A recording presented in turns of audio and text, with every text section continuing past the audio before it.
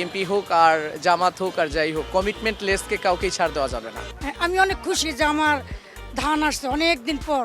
চাকরির বাজারে স্বচ্ছতার প্রকাশ পাবে। একজনের দোষ চাপায়া আরেকজনে কাজ করাটা এটা আমাদের দেশের একটা সংস্কৃতিতে পরিণত হয়েছে। একটি বিশেষ রাজনৈতিক দলকে বাদ দেওয়া হয়েছে, তাদের কিন্তু সাধারণ নয়, ইনোসেন্ট অনেক ভোটার আছে।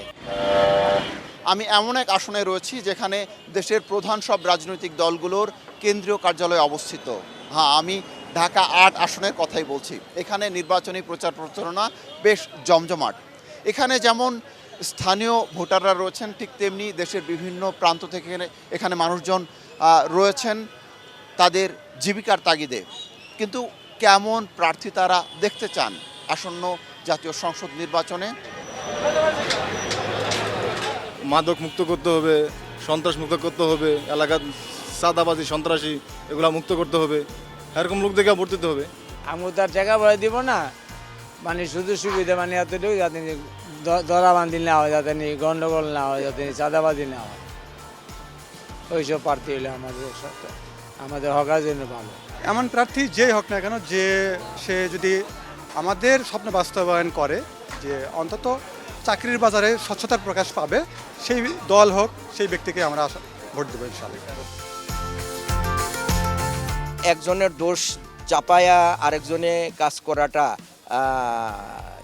নির্বাচিত হওয়া এটা আমাদের দেশের একটা সংস্কৃতিতে পরিণত হয়েছে। এটা থেকে বের হয়ে আসতে হবে আমাদেরকে। নাসির পার্টির উনিও ভালো, তবে দুজনের হাড্ডাহাড্ডি লড়াই হবে এই আসনে। তবে তৃণমূলক হিসেবে তারপর সামনে মির্জা আব্বাস, উনি ইয়ারা একটু ভালো, যোগ্য প্রার্থী। আমি অনেক খুশি যে আমার ধান আসছে অনেক দিন পর। আমি খুশি, এতে যদি আমার মরণে হোক আমি ধানের শীষে ভোট দেবো। একটি বিশেষ রাজনৈতিক দলকে বাদ দেওয়া হয়েছে, তাদের কিন্তু সাধারণ নয়, ইনোসেন্ট অনেক ভোটার আছে। কোনো দলকে বাদ দেওয়া উচিত না, সবার একটা পার্টিসিপেশন থাকা দরকার। একটা পার্টিসিপেশন থাকলেই দেশে গণতন্ত্র প্রতিষ্ঠিত হয় এবং দেশ উন্নয়ন লাভ করে, দেশের উন্নতি হয়, জনগণের সবার অংশগ্রহণ থাকে। আমি মনে করি সবার একটা পার্টিসিপেট ইলেকশন হওয়া উচিত ছিল আর কি। আমি তো আসলে ওইভাবে ধর্মকে ভোটের সাথে অ্যাডজাস্ট করে আমি ভোট দিব না।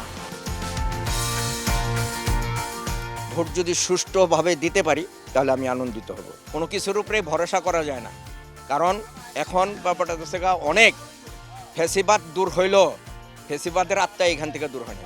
সরকার খারাপ না, আমরা জনগণ চলার জীবনে আমরা ভুল করি, ভুলের মশলা সরকারের দিতে হয়। আগে তো সত্য ভোটই দিতে পারি নাই, যাওয়ার পরে কত ভোট হয়ে গেছে জানগা। তবে অনেক দীর্ঘদিন পর 17 বছর পর ভোট পাইছি, আমি এবার অনেক অনেক ভালো। এবার বলে দুইটা হ্যাঁ না, এখন আমার এটা যেটা ভালো হইব সেটাতেই দেবো।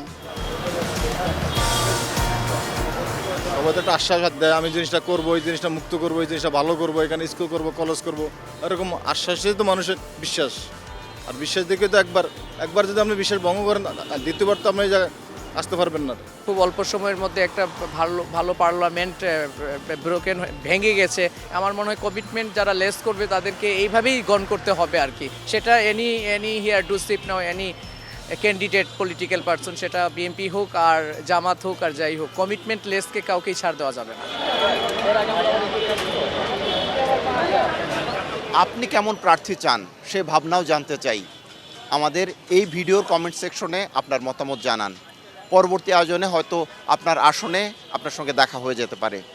আমাদের সঙ্গেই থাকুন ভালোর সাথে, আলোর পথে।